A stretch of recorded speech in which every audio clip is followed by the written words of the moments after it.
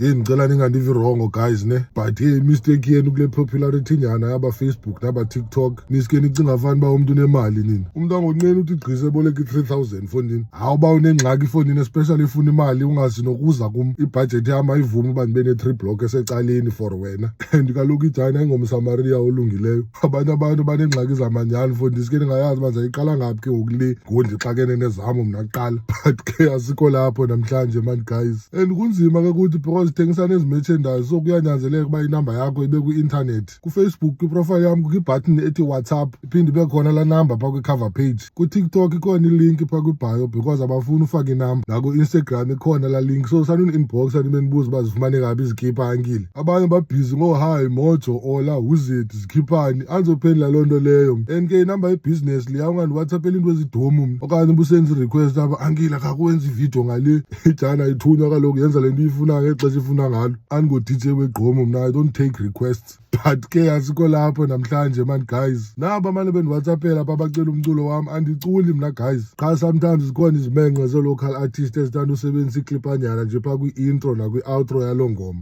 Guys yazi kumnandi kasi until kufike ezazimenxe ze-fruit cakes zasema-suburbs nalama-cherry wazo ngo-Princess Diana. And futhi i-merchandise ngoku ifumaneka only from mna no more kwii-shops zasekhana lokho. Xa ufuna loo nto uyifunayo WhatsApp the number